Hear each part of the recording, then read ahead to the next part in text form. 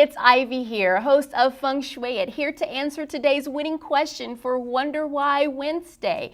Before I get to that answer, make sure you hit that subscribe button because you never want to miss an episode of the show because you might be my lucky winner of all this cool Feng Shui It stuff. So, today's winner is Sean Dodd. Sean, you've asked me quite an interesting question. You said, my wife and I disagree about whether or not to have an ottoman or a coffee table in our family room. I want an ottoman because at least we can put our feet up.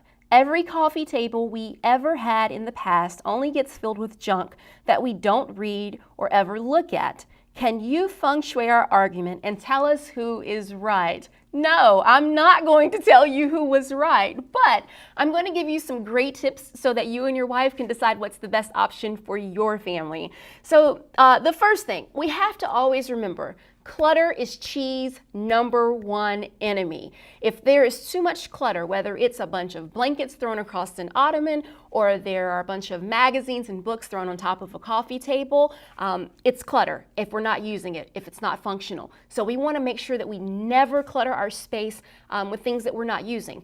Only things that we want to have on these tables or on top of these ottomans are going to be things that make our day-to-day lives easier. So what I mean by that is if it's a coaster so that you can sit your drink there, or it's a blanket so that you can cuddle up at night, whatever it is, make sure it's functional, make sure it's usable. The second thing is functionality and comfort, because when we're talking about a family room, that's an area of the house that everyone in the family can kind of put their feet up, relax for the evening, watch a little bit of television, read a great book, whatever, have a little playtime for the kids or the dogs. So we want to make sure that this space is comfortable. So when we're talking about putting any additional furniture in a family room, we want to make sure we're able to walk around it with ease and that the size is appropriate for the space. We don't want a huge coffee table, we don't want a huge ottoman, just as much as we don't want it to be too small either, and we have to kind of fight for foot space on the ottoman, right? So make sure that the size of whatever you buy is the right size for your space.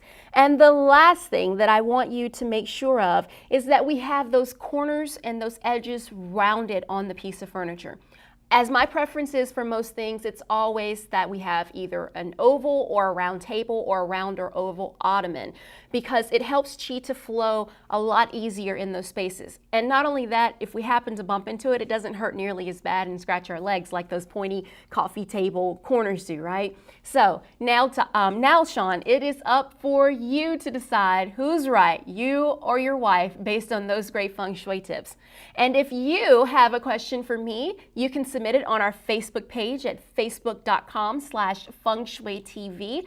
Submit your question, add that hashtag WonderWhyWednesday to the end of your question so that you'll get a chance to hopefully win some really cool Feng Shui stuff. I hope those tips help.